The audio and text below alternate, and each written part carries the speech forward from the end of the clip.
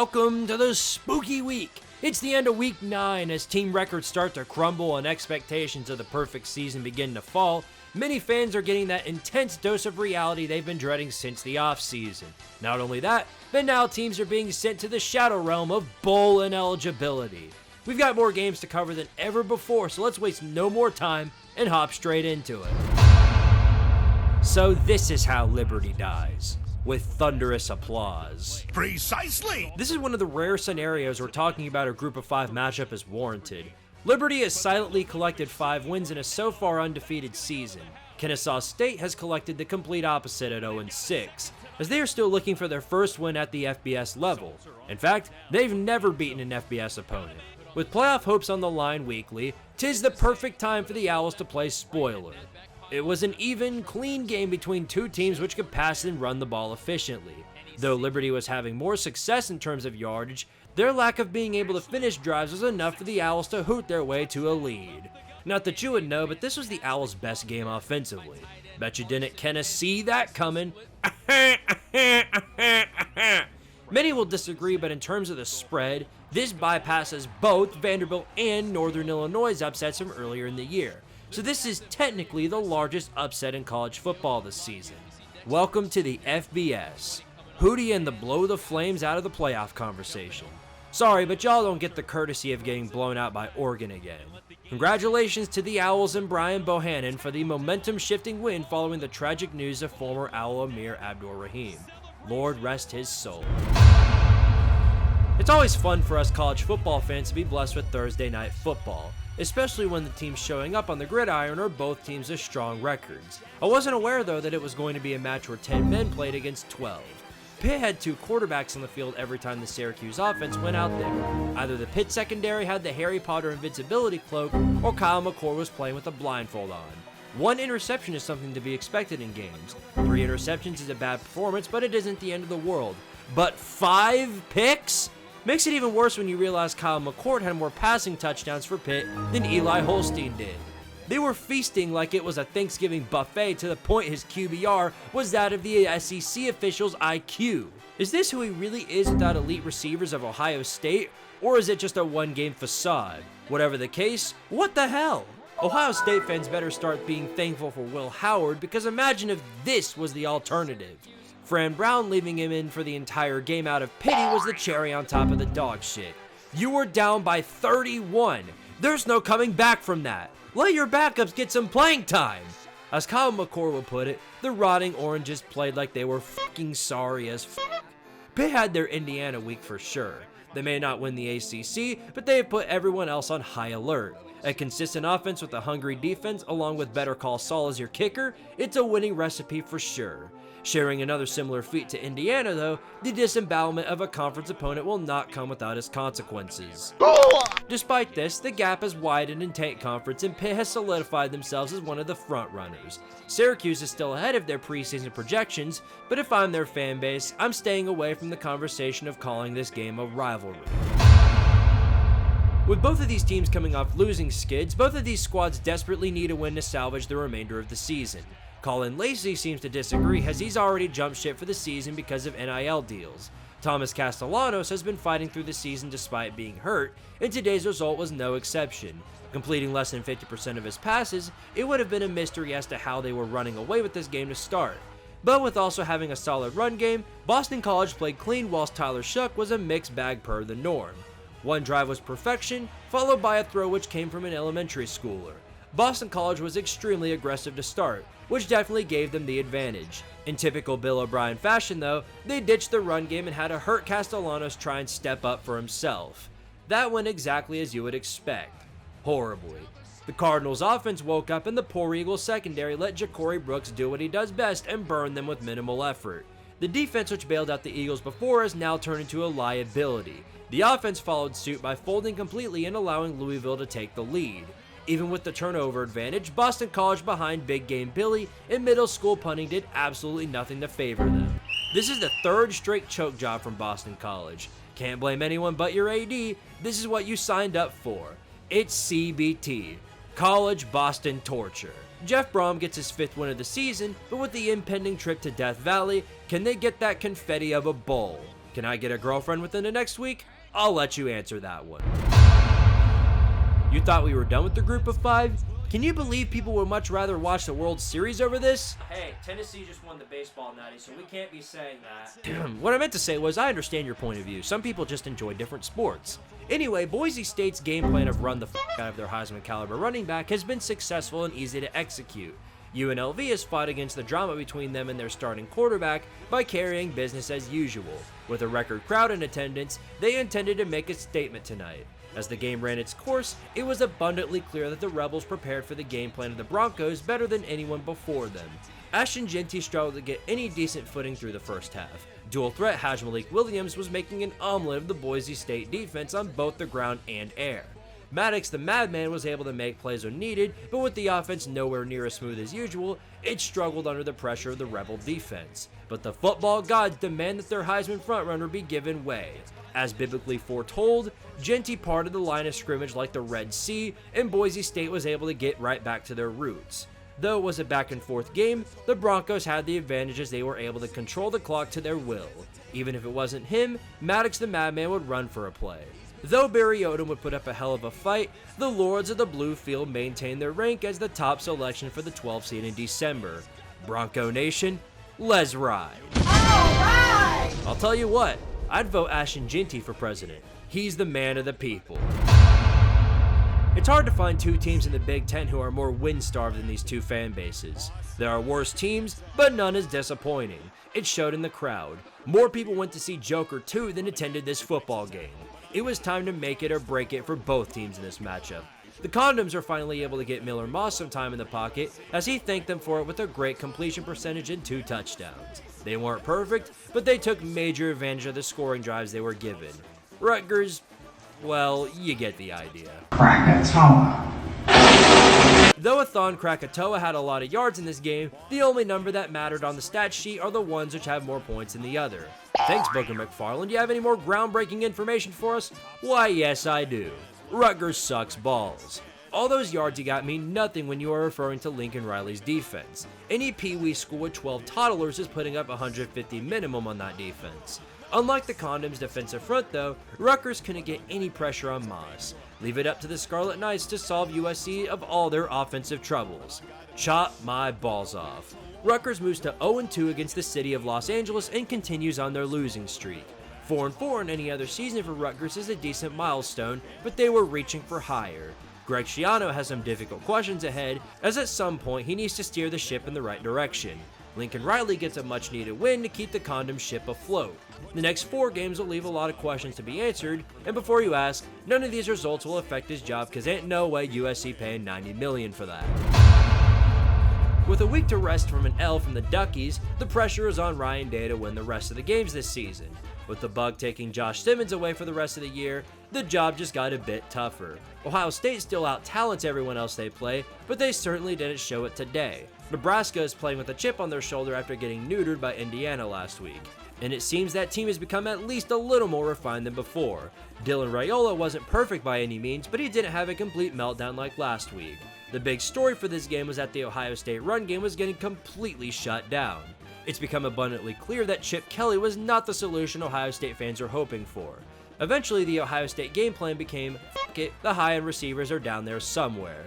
The game plan went about as expected. Some good, some, well, not so much. Luckily for them, the Ohio State D-line was an impenetrable wall when put at the goal line.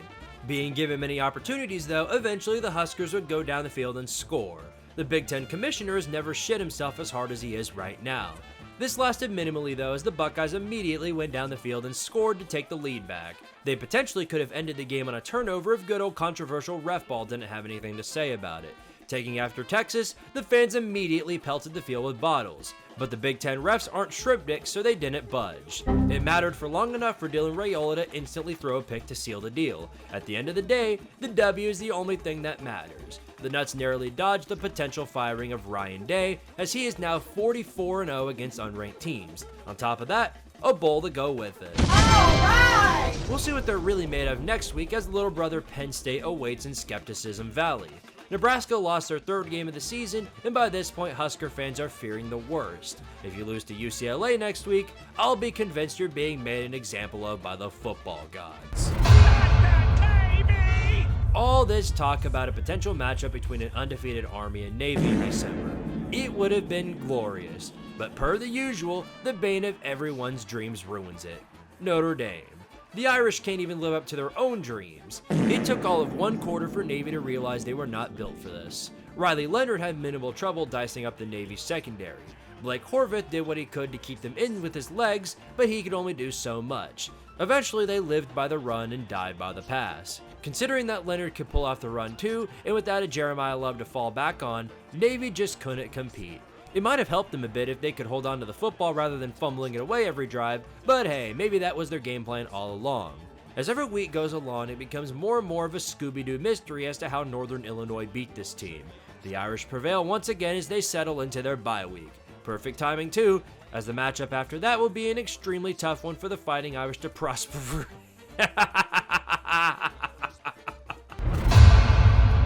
Indiana has yet to trail in any of their football games this season, and against a Washington team coming off a disembowelment from Iowa, they certainly weren't about to lose that streak here. D'Angelo Pons would assure that with the pick six to start the game for the Hoosiers. How would Will Rogers respond by giving the ball to him? By doing the exact same thing. Like every other team Indiana has played, the Huskies were forced to play from behind through the entire game. With Curtis Rourke out for a while, Taven Jackson would have to lead the Hoosiers to victory. It was abundantly clear that while the Hoosiers were still good without him, they were much less fluent with their attacks. Didn't help that to start at the second half, Taven Jackson's pass was deflected straight into the hands of another defender deep into their own territory. But this team is proof that football is a team game, with 10 other personnel in the field at a time. Justice Ellison would keep Indiana ahead, and the special teams would do their part as well. Miles Price all but guaranteed that Washington would not be coming back to spoil their season on Lee Corso Day. Kirk Cignetti continues to make magic happen at a program at the bottom of the Big Ten rankings. We'll be all in on the Ohio State game in a few weeks. Washington is in a must-win situation hosting the Condoms next week, as they still have to play Oregon and Penn State down the road. Unless they're grabbing upset over one of those two, beating USC is the only way to make a bowl. Ole Miss has been a major disappointment this season. With 2 losses already before November, they are way below the expectations set for the squad. With no Trey Harris to support Jackson Dart, Ole Miss's offense would take a huge nosedive going into the matchup. Fortunately for them, Oklahoma forgot the word offense before the season began. They also forgot who to start at quarterback, because Jackson Arnold has once again returned to the fray as the starter for the Sooners.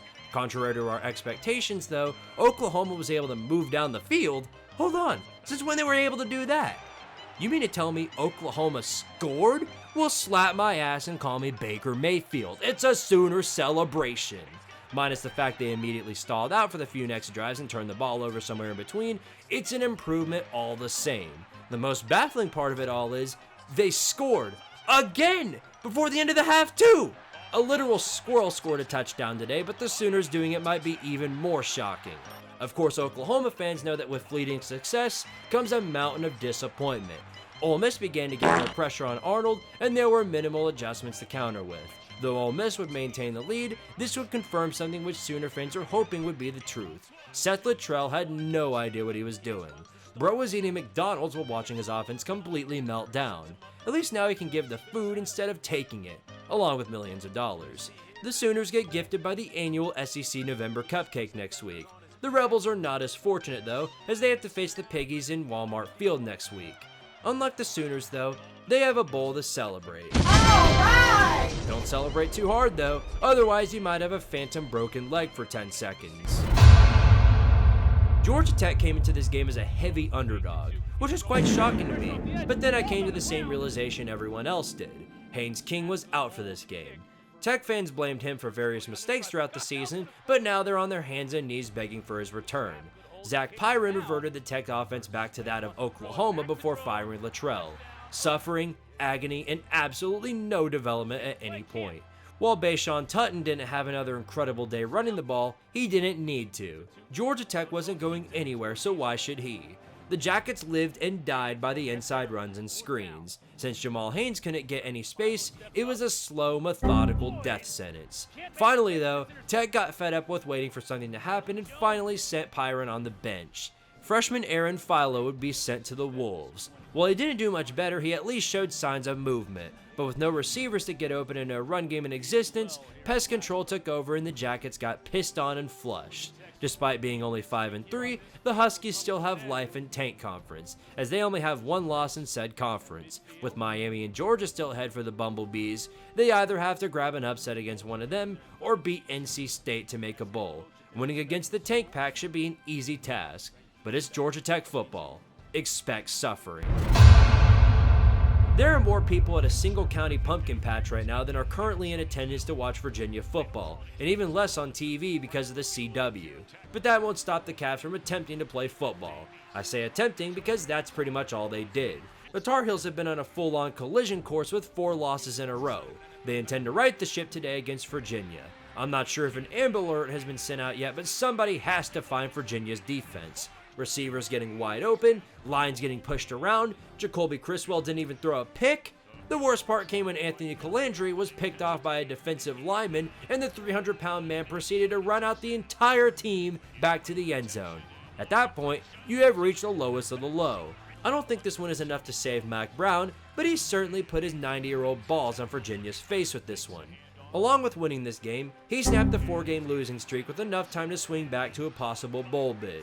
Tony Elliott needs to stop complaining about attendance in his football games, as if I'm a fan, I would rather go have fun by getting ice cream somewhere else, not by watching the Cavs put up a different type of soft serve on the field.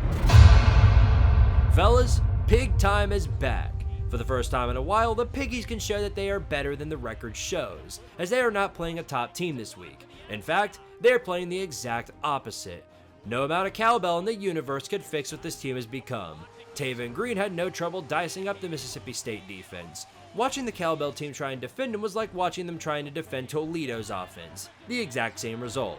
While Michael Van Buren is better than what we've seen from Blake Shoppin, State treated this game as Christmas, constantly giving the ball right back to Tyson Chicken. Coleman Hutzler was treating his job as the defensive coordinator like it was OnlyFans. Millions of dollars just to show ass. Jeff Lebby will find out real quick that hiring buddies to coach is not the way to build a successful program, especially when having to battle against the Bobby Petrino offense. After scoring 58 points, questions have been answered on both sides. Sam Pittman has well exceeded expectations this year, with room for an even more successful season along the way. For State, the news gets worse. Not only is the football you're showing on the field a complete joke, but you are the first power team this season to be put straight on the guillotine. You've been eliminated from a bowl bid. Get out! Y'all remember that talk about this being a potential trap game for the Ducks now that they are number 1? Yeah, I don't. Dylan Gabriel had minimal issue toasting the entire Illinois secondary every time the Ducks stepped onto the field.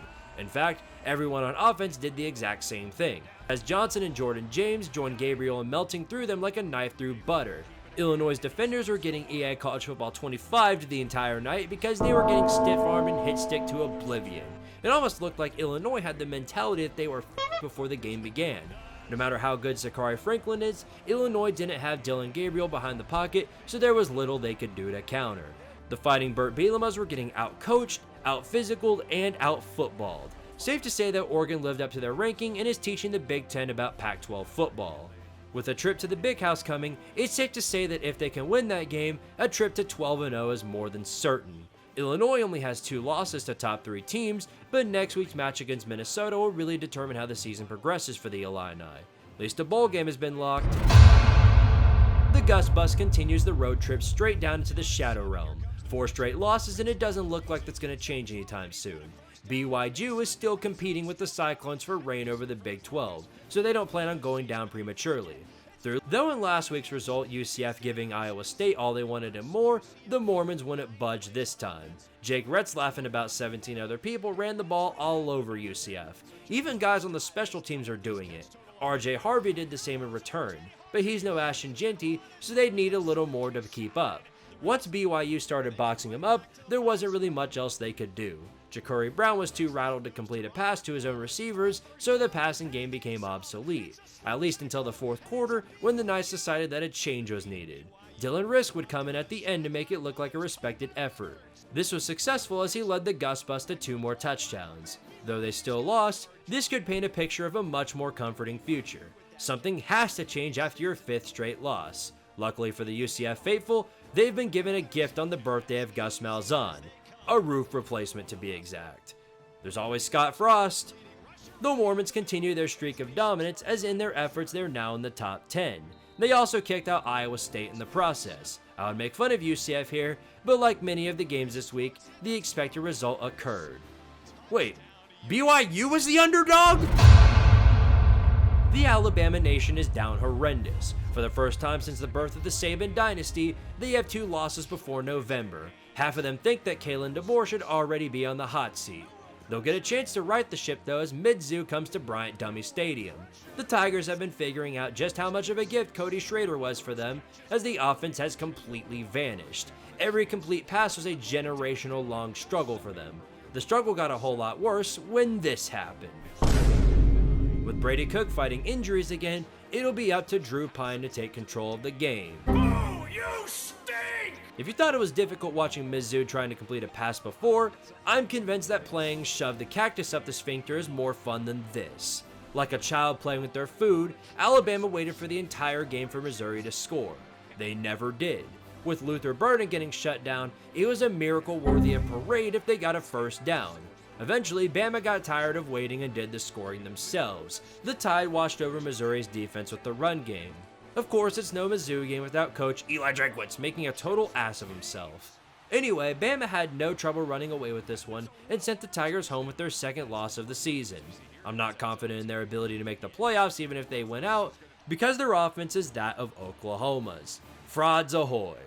Bama also has to win out to make the playoffs, but has some potential wins ahead that could get them there. Nonetheless, they're bowl eligible now. Alabama! LSU awaits after the bye week though, and well, you'll find out all about them. Remember that one time Iowa scored 40 points in a Power 4 team? Turns out a little bit more than Pepperidge Farmer memories. For a while it looked like business as usual for the Hawkeyes. The defense bails them out, all for their offensive tomfoolery, and Cade McNamara did not complete more than a screen.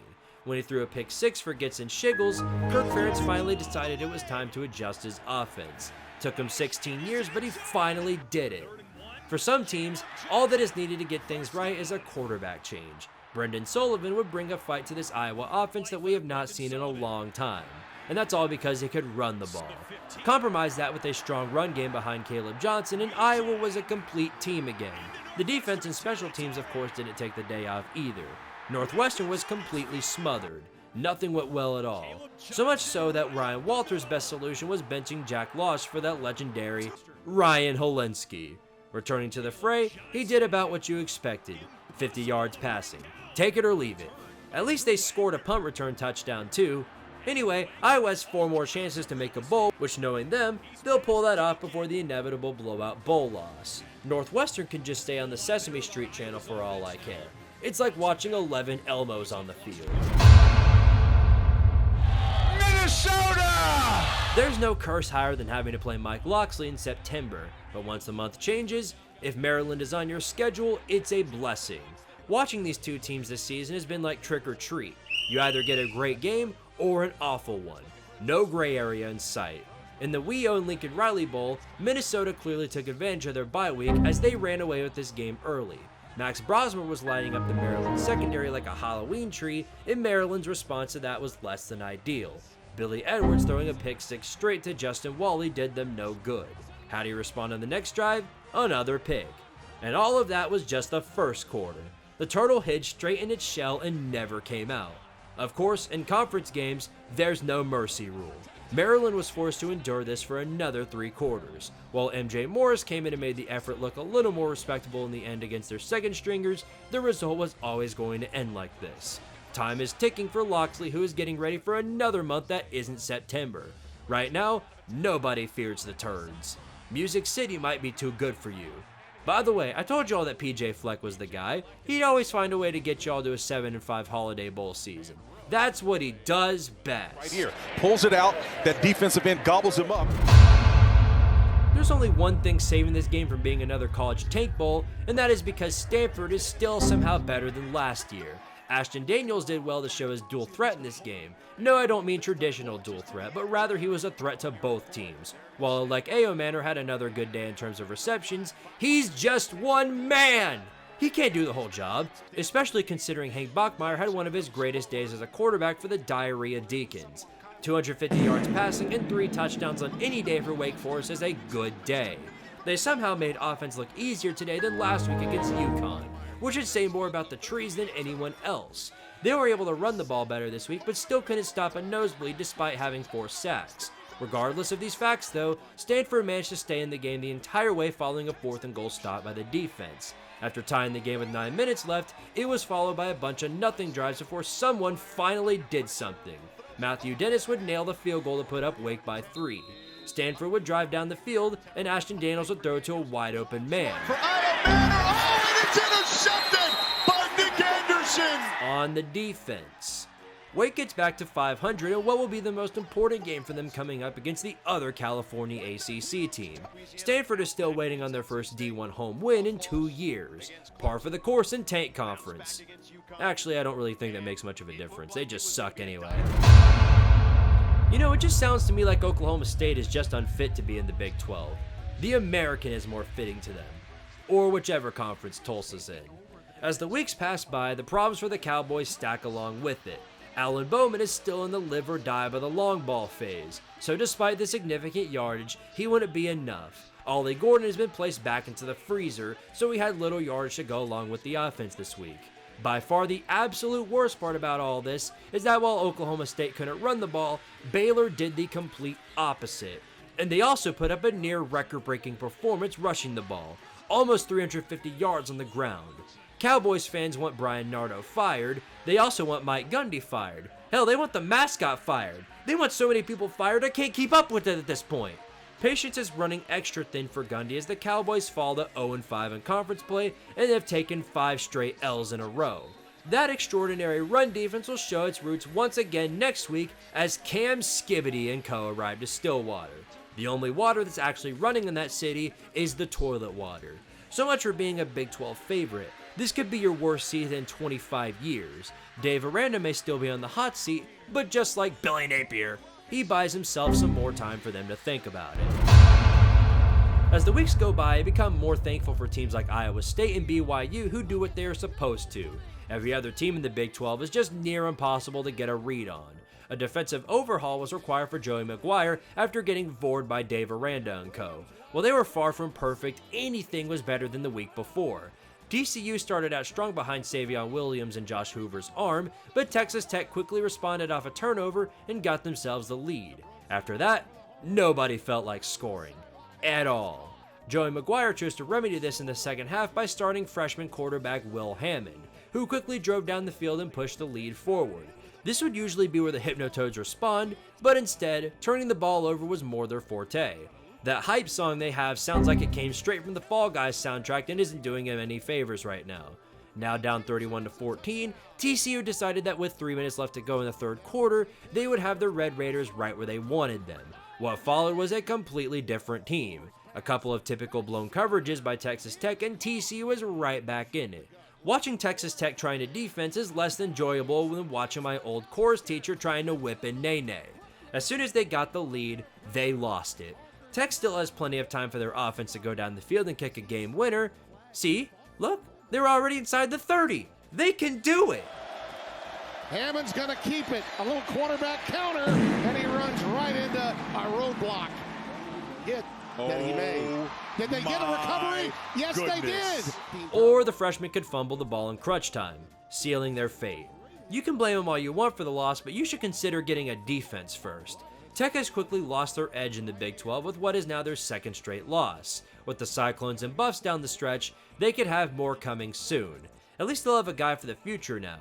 As for TCU, they got their second straight conference win, and they could have more on the way. Fear the Hypnotoad. First off, a public apology needs to be issued for USC for having the narrative of the worst crowd at home games. Their neighbor's crowd is the same as Amy Schumer's comedy shows. At least Cal's production on the actual field was way more significant than the stands. Fernando Mendoza tore through the Oregon State secondary like he was a doomslayer. He treated this game like it was his own personal sandbox mode. As for Oregon State, we are now beginning to understand why they were subjected to the Mountain West to begin with. They go on offense, they get picked off. They go on defense, they get toasted. They go on special teams, they get the kick blocked. They play like their hype song was made by KSI. Where's my crown? We don't have one because we suck.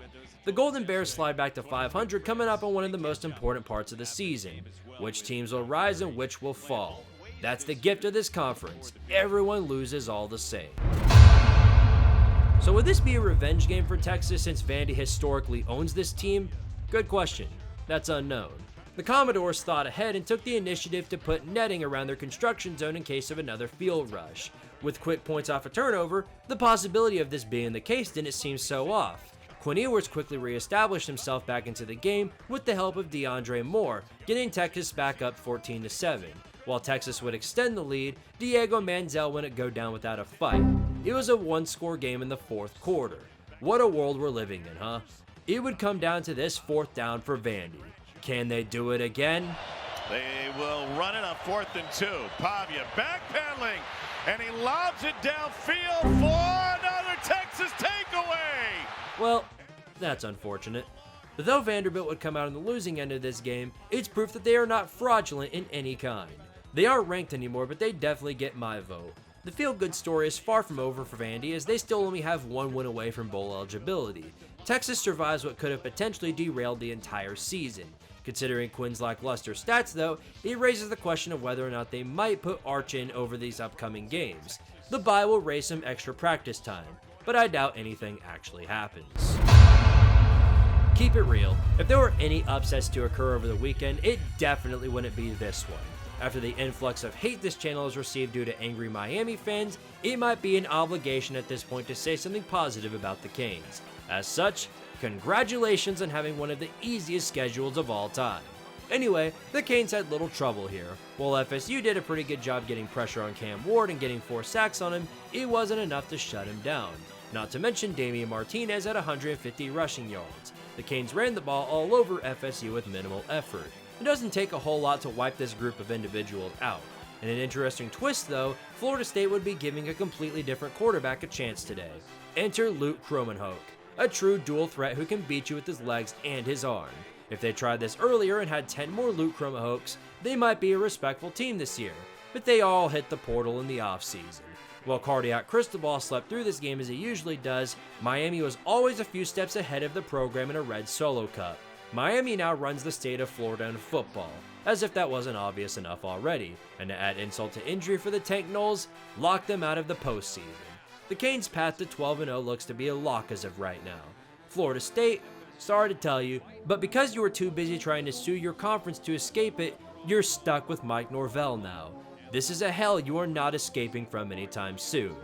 You and Mississippi State should make your own conference, the Couch Conference. Get out! Two teams in very similar spots. Great seasons last year followed by intense disappointment. For West Virginia's case, a change is needed soon. Otherwise, Neil Brown will have his patience meter run out. Luckily, his trump card, Nico Marchiol, recently made his debut, and he'll be starting in today's matchup. For Arizona, the most expected offensive game plan. Live and die off the Fafita to McMillan combo. It's a strong one, and it was at its peak today. 200 yards receiving in any game is a massive performance for any player. Considering the fact that they used the McMillan to Fafita combo once, it was their best game they've had together all season. With no run game to speak of though, their offense was extremely one-dimensional. Marchiol had multiple targets to work with on the field. On top of that, the dude could run himself. The Wildcats found themselves to be outclassed pretty quickly. While they had an impressive comeback effort in the end, it was just too much of a gap to overcome. Neil Brown gets his much-needed win ahead of the last 4 games of the season. Who knows, maybe he'll get extended. Either that or he'll get fired at the end of the season anyway. This one wasn't enough to save Jordan Leslie, so who knows? You just never know these things with the Big 12, do you? Speaking of never know, I never knew Utah was so bad without a 90-year-old quarterback at the helm. It's abundantly clear that getting rid of Andy Ludwig did not solve many issues. The offense is still unwatchable on most occasions, and on the rare moments they actually have developments, they were followed by self-inflicted wounds and turnovers. Isaac Wilson and Brandon Rose were both lackluster in the game. Not a good sign for the future. This Utah team is just extremely uncharacteristic out of Kyle Whittingham. What the hell's going on here? I know losing your quarterback sucks, but did losing him have this much of a ripple effect? Zion Chris only had 6 completions in this football game, and yet somehow Utah still found themselves in a dogfight. Not only that, but Utah could not stop the run. 230 rushing yards will put most teams down. Such was the fate of Utah, who had to leave everything up to a blocked field goal at the end of the game. For the win. Martin splits the uprights, and Houston wins on homecoming, 17-14. So, Utah's running the Big 12, right? Cam Rising's 20th season was never so close. 2024 has become pure euphoria for BYU fans. Not only is their team undefeated, but their biggest rival is literally having explosive diarrhea as we speak. 4th straight loss, and likely more on the way after a bye week. I'd be spending it buying Vaseline for the entire team, because after that, you get to face said rival. Houston's season is far from over yet, as even if they don't make a bowl, this was a good job by Willie Fritz. Their death was greatly exaggerated. This is the moment Penn State has been waiting for, a chance to really prove themselves. The narrative around this team is that they can never win the big ones, and with the national talking heads calling this the upset of the week, this is their chance to prove that they are actually deserving of their rank. While they were not dominant, they didn't instantly piss themselves off the bat, so baby steps. October took a halt as Wisconsin struggled to have any offensive consistency. Despite not forcing any sacks, they did not let him get comfortable. Tawi Walker, who came strong last week, was shut down by the Nittany Lion defense. Wisconsin looked like they'd maintain the lead for the second half, but a goofy-ass pick right before the third quarter completely shifted momentum in favor of Penn State. Though they have the lead, they'd have to finish it in a different way than they have. Drew Alar was out for the game. Bo Pribola would have to sub in for the remainder of it. Both sides' play calling became that of vanilla ice cream, which is no surprise from James Franklin. However, Wisconsin was the underdog. Why play not to lose? What do you have to lose exactly? Eventually, the Wisconsin offense would run dry. Keytron Allen and Nick Singleton would finish the job and put the game away. Penn State would survive a true road test before they are put in the biggest game of the season for them. Ohio State is coming to Happy Valley with a loss on their belt. Penn State could potentially knock them out of the conference title with a win at home, but could James Franklin not James Franklin? That's the real question. With October coming to an end, we'll have to see how Luke Fickell finishes his second year as the questions begin to stack up. Iowa has an offense now, so good luck. It was not on my 2024 bingo card for LSU and Texas A&M to be the only teams in the SEC with perfect conference records. It set up an incredible match in College Station. It looked like we were in for a good one early, as the Tigers got a decent lead behind Garrett Nussmeier and the LSU defense actually showed up for a game. Connor Wegman was getting completely melted by the LSU defensive line. 11 sacks is a stat that even the best defenses in the country wish for in a heartbeat. LSU maintained a 10-point lead at the half, so it looked like they could potentially run away with the game if the defense kept up the momentum.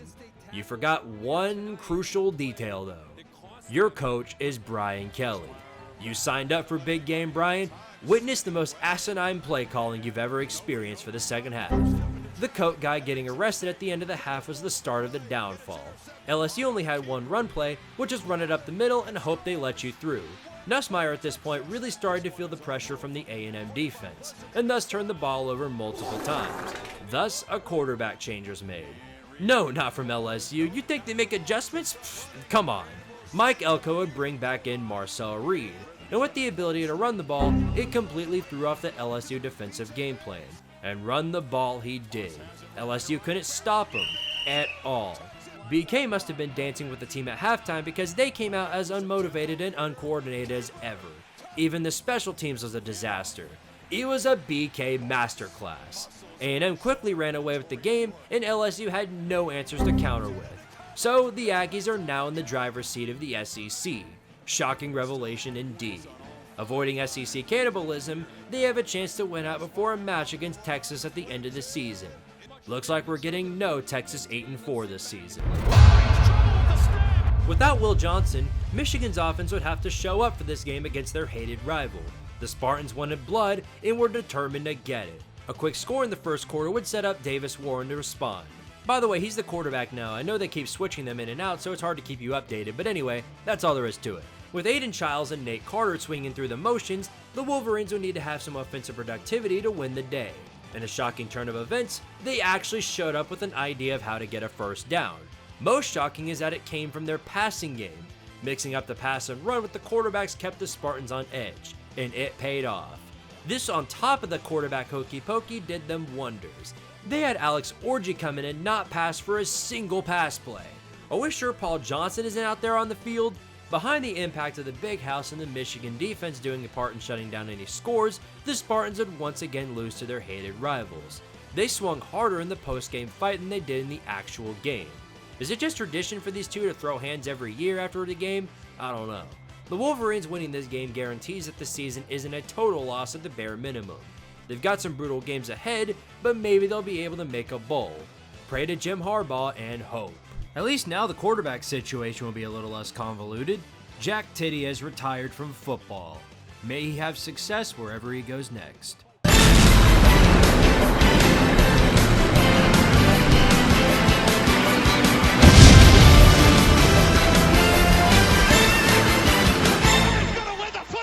This Tank Bowl is so bad that Hugh Freeze didn't even want to show up for it. He's coaching from a hospital bed again. Can't blame him, who's wanting to play at Kroger Field. Kentucky football is where all quarterbacks go for career execution. Will Levis wasn't even able to work there, so what will? This game started out as typical Auburn games do. The quarterback couldn't throw a pass, and the team kept gifting the other with free scores. But you underestimate the power of Kentucky's ability to suck. Peyton Thorne began to pop off, and Kentucky couldn't do much to stop him, especially when both Brock Vandagriff and Gavin Wimsatt might just be worse. It's like a resimulation of the South Carolina game. The major story of this game was the fact that Jaquez Hunter made a complete joke of the entire defense with almost 300 rushing yards in a game, which made it, yes, you're hearing this correctly, 500 total yards from Auburn's offense. Kentucky fans have moved on completely to basketball since they've convinced themselves that they have something to look forward to. In the effort of giving Auburn their first conference win and letting them solve most of their offensive problems, it's easy to give Mark Stoops and Kentucky this week's Clown of the Week award. Wear that rainbow afro and get ready to wear it again in March when you inevitably crap yourselves in March Madness. I don't get it. I don't get it at all. Kansas State has blown out this team with minimal effort in the years that Kansas was good. Now that they suck again, you'd expect the same result. But for some reason, this is the year they make it competitive. The Big 12, right? Lance Leopold and the Jayhawks pulled out all the tricks in order to attempt to beat down the Wildcats, but Kansas State is ranked as high as they are for a reason. They'd not respond to the first score, but take a quick lead. Considering how lackluster Jalen Daniels has been all season, it was refreshing to see that he still had some fight left in him. Kansas State would stay ahead for most of the game, but Kansas dropped their big Jayhawk balls at the end of the third quarter to take the lead. With imminent upset hopes possible now, the Jayhawks had the momentum and the ball, and all the quarterback had to do was just chew out the clock. Come on! You had it. You had it, man. Kennesaw State needs more credibility because they were the only underdog to show up this week. Of course they made the 51-yarder to take the lead. When life gives you lemons, you squeeze the lemon in the eyes of a Jayhawk fan. Speaking of which, they'll have to win out in order to make a bowl, and I'll just prepare the Tuco sound effect now. Kansas State clearly took my comments about sleepwalking to heart last week, so while they do have easier games ahead, they need to be much more careful. Never listen to a word I say. Ever. Yes, the matchup everyone has been waiting for between two ACC juggernauts, SMU and Duke. The Blue Devils need a real quality win for people to take them seriously, and this was their chance to do it. You'd think because of that, the Horsies would play with a chip on their shoulder and come out much stronger than ever. As I said that statement, they turned the ball over again. Kevin Jennings was playing a neat game of hot potato the entire night. 3 interceptions and 4 fumbles? I'm shocked Rhett Lashley kept you in the whole game. Nonetheless, Duke struggled to get any offensive momentum through most of the game, so despite all the turnovers, the best they could do was tie the ball game. What came afterwards? You guessed it, another fumble. SMU's phenomenal year was about to come crashing down at the feet of Todd Polino. This is what happens when you have 6 turnovers compared to their 0.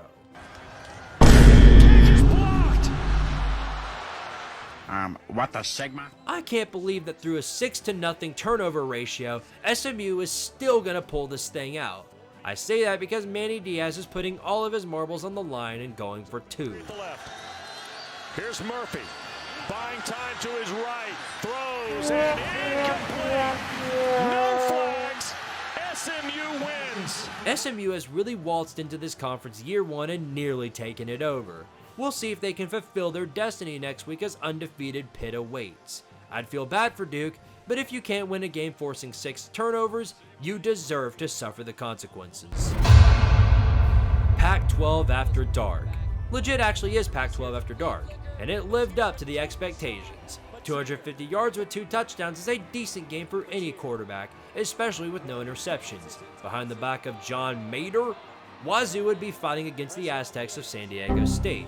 Despite being down by multiple scores in the fourth quarter, the team would rally together and come out on top.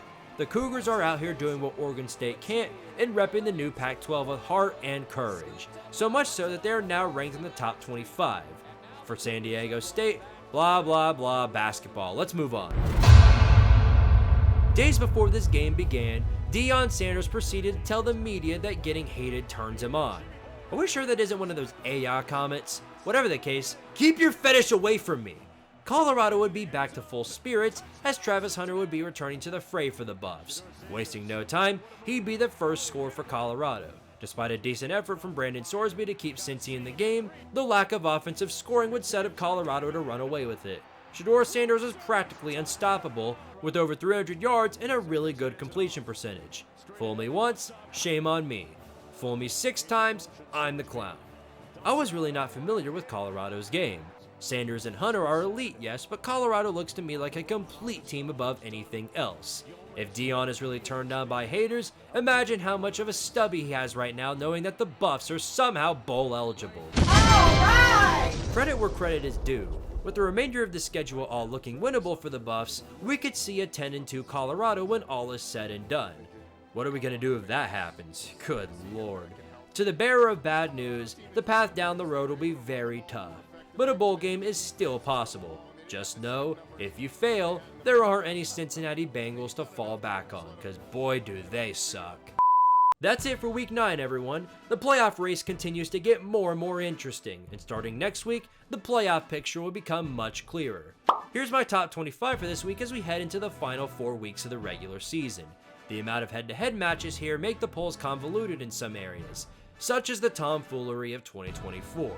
As always, special shout out to all my Patreon followers who have been supporting me through all of my endeavors. Your support is greatly appreciated and should be recognized as such. Until next week's episode of Bullshittery, we'll see you next week. Power to Tardaria!